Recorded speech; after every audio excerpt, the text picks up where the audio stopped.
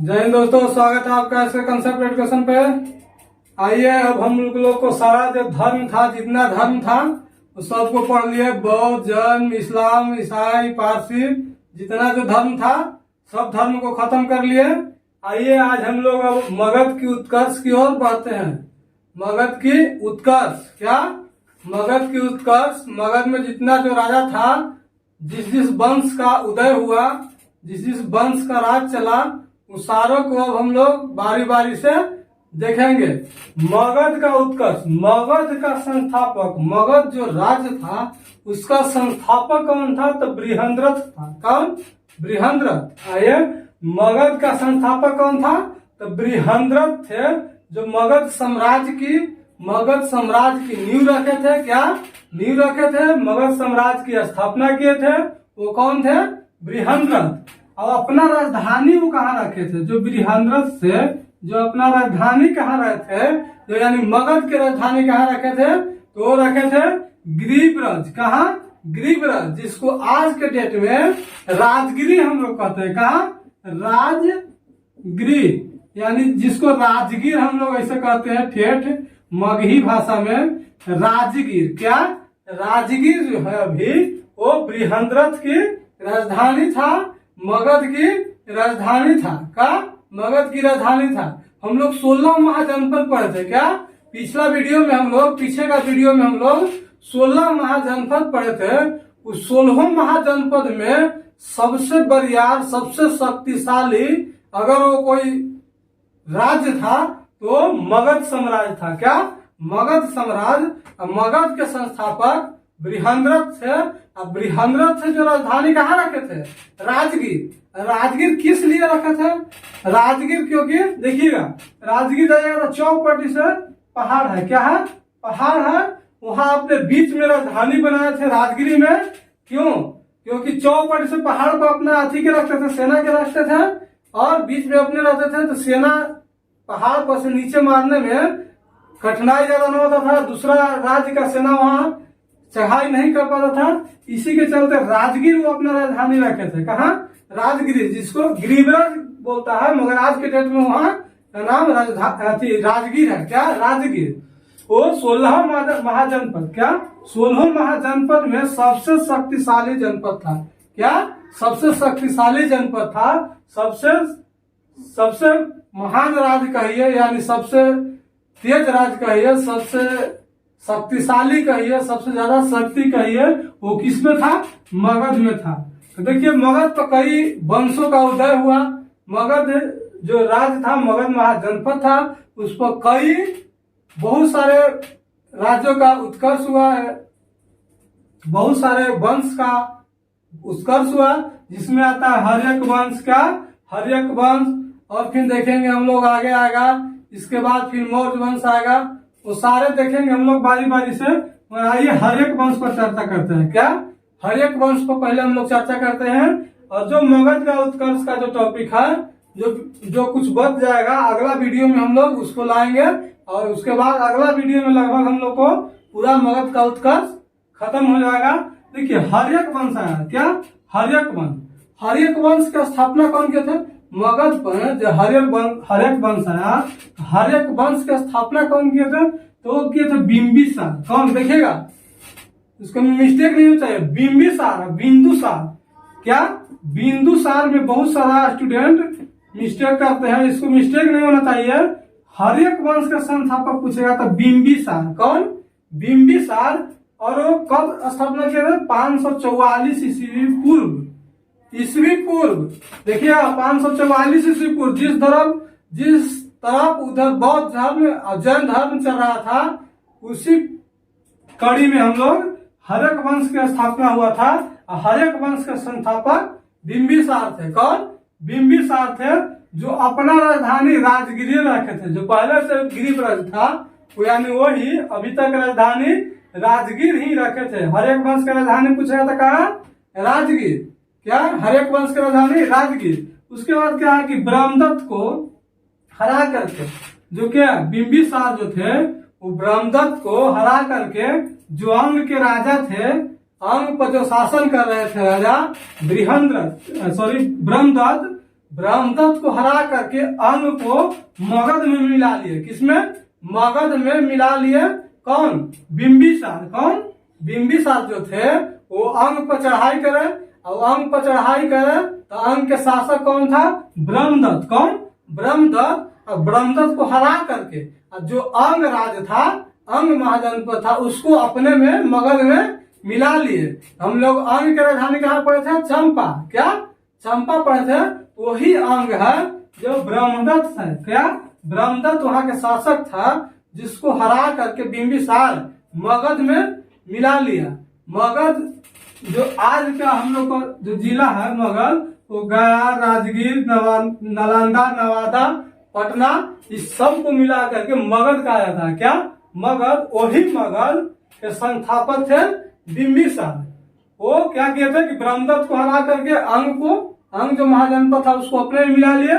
उसके बाद क्या था कि महात्मा बुद्ध उस समय बुद्ध की सेवा में जो है वो कौन? बिंबिसार जो है वो बुद्ध की सेवा करने के लिए अपने राजवैद्य जीवक को भेजे थे। क्या? जीवक को भेजे थे। क्वेश्चन यहाँ से आता है कि कौन सा शासक महात्मा बुद्ध की सेवा करने के लिए अपने राजवैद्य को भेजा था? क्या? अपने राजवैद्य को भेजा था। तो वो थे कौन? बिंबिसार। कौन? बिंबिसार। जीवक कौन था?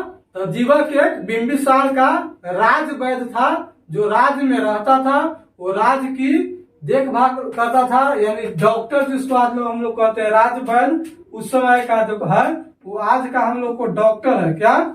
डॉक्टर है। तो वही जब महात्मा बुद्ध की बीमार पड़े, महात्मा बुद्ध की स्थिति गड़बड़ाया, तो वो अपना वैद्य को भेजे थे महात्मा बुद्ध की सेवा पानी करने के लिए कि जाइए आप सेवा कीजिए, देखिए हो सकते हैं तो उनको ठीक कीजिए। उसके बाद क्या?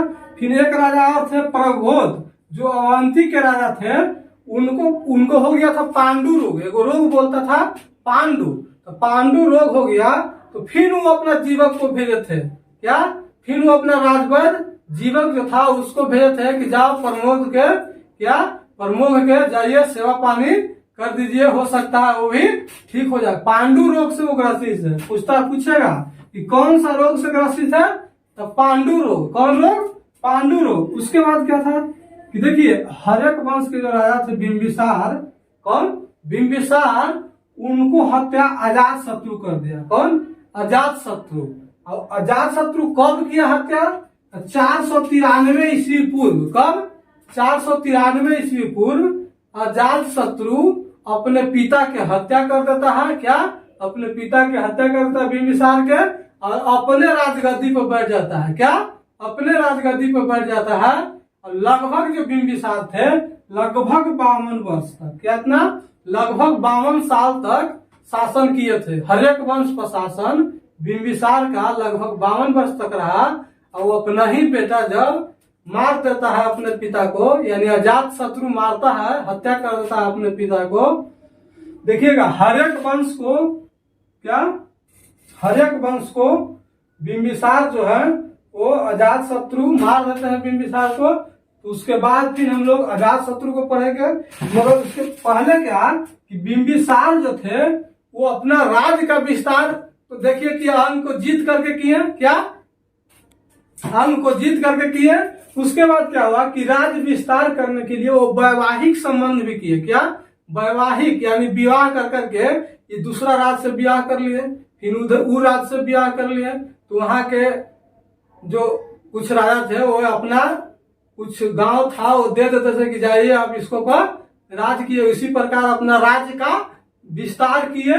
देखिए उसी राज्य विस्तार में कौशल जो नरेश है प्रसेनजीत, उनकी बहन से विवाह किए। क्या?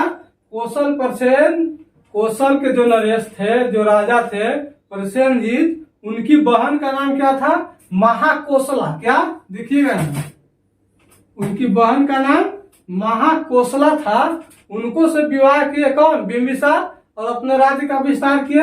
उसके बाद क्या है कि वैशाली के चेटक की पुत्री, वैशाली का जो राजा था चेटक, उसकी पुत्री चेलाना से विवाह करके भी अपना राज्य का विस्तार किए। और मध्य देश के राजकुमारी, क्या? मध्य देश के राजकुमारी था श्रेमा। कौन? श्रेमा थी। उसको से भी विवाह करके अपना बिंबिसार जो है, कौन, बिंबिसार जो है अपना राज्य का विस्तार किए थे और लास्ट में अपने ही बेटा से हार जाते हैं। अपने ही बेटा उनको मार देता है। मार करके अजात शत्रु, क्या, अजात शत्रु 493 ईस्वी में अपने गद्दी पर बैठता है। क्या, अजात शत्रु अपने गद्दी पर बैठता है। देखिए इसी के कारण हर्यक वंश को, क्या, इसी के कारण हर्यक वंश को पितृहंता वंश कहता है। क्या, पितृहंता वंश कहा जाता है। पूछेगा कि पितृहंता वंश किसको कहा जाता है, तो हर्यक वंश को। किसको, पितृहंता वंश पूछेगा अगर, पूछा जाएगा एग्जाम में कि पितृहंता वंश यानी अपने पिता को मार मार के बैठने वाला वंश कौन था, तो हर्यक वंश। कौन, हर्यक वंश। देखिएगा अजात शत्रु के भी इसको पिता पुत्र मार देगा। क्या, अजात शत्रु का भी इसको पुत्र मार देगा और वो फिर अपने गद्दी पर बैठेगा। देखिए अजात शत्रु हम लोग पढ़ते हैं। इसके अगला जो बचा हुआ पाठ है अगला वीडियो में हम लोग कवर करेंगे। देखिए अजात शत्रु अपने पिता की हत्या करता है 493 ईस्वी पूर्व में। क्या, 493 ईस्वी पूर्व में, और अपने फिर बैठ जाता है 493 ईस्वी पूर्व में राजगद्दी पर। उसके बाद अजात शत्रु का एक उपनाम था। ये पूछता है क्वेश्चन एग्जाम में कि अजात शत्रु का उपनाम क्या था। क्या, अजात शत्रु का उपनाम क्या था, तो कुनिक। क्या नाम था, कुनिक। याद रखना है अजात शत्रु का उपनाम क्या था, कुनिक। देखिए जो प्रथम बौद्ध सभा हुआ था, जो प्रथम बौद्ध सभा हुआ था वो अजात शत्रु के समय में हुआ था। क्या, अजात शत्रु के ही समय में हम लोग पढ़े थे। क्या, आकाक देखे थे ना हम लोग, जब चारों बौद्ध संगीतियां देखे थे तो हम लोग क्या देखे थे, अ का अक देखे थे ना, अकाक। वही अजात शत्रु प्रथम बौद्ध संगीति के समय क्या थे, राजा थे। प्रथम बौद्ध संगीति के समय ही, प्रथम बौद्ध संगीति अजात शत्रु के समय ही हुआ था।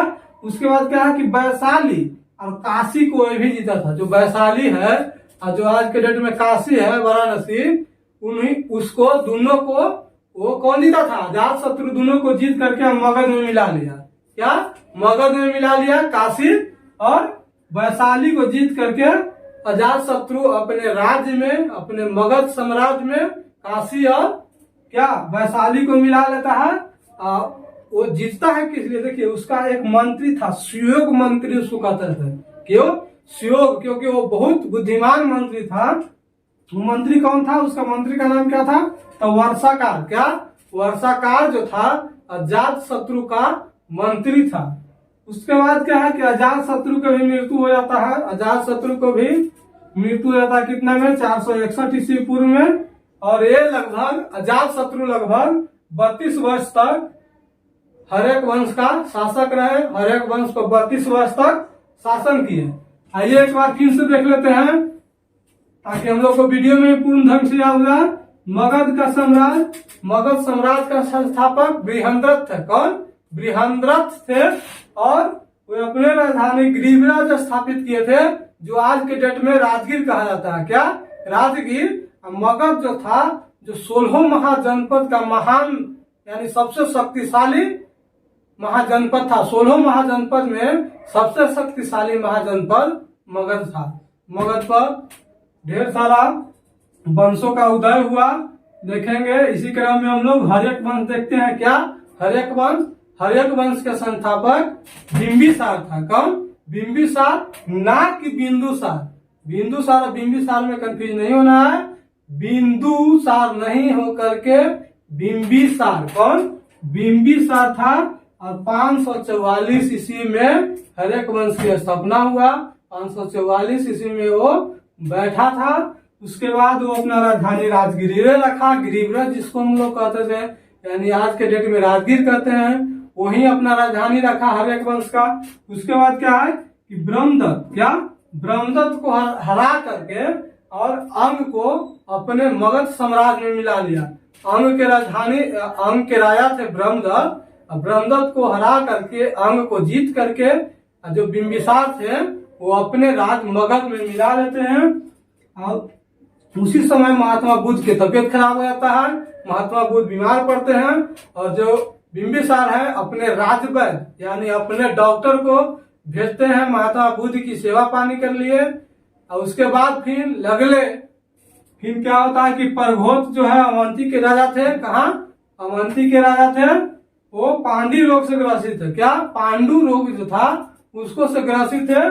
और वो अपना फिर जीवक राजभर जो था जीवक उसको भेजे थे कि जाइए उस सेवा पानी कर दीजिए उनको। उसके बाद क्या था कि उनको हत्या अजात शत्रु उनका अपना पुत्र ही कर देता है। और कब करता है? 493 ईस्वी पूर्व में। और लगभग जो है बिंबिसार 52 वर्ष तक शासन करते हैं। क्या? लगभग बिंबिसार 52 वर्ष तक हरेक वंश पर स्थापना कर हरेक वंश पर शासन करते हैं। अब बिंबिसार जो थे अपने राज्य का विस्तार क्या? अपने राज्य का विस्तार वैवाहिक संबंध स्थापित कर करके ई गांव में तो गांव में यानी इस राज्य में तो उस राज्य में स्थापित कर करके अपना राज्य का विस्तार भी कर रहे थे।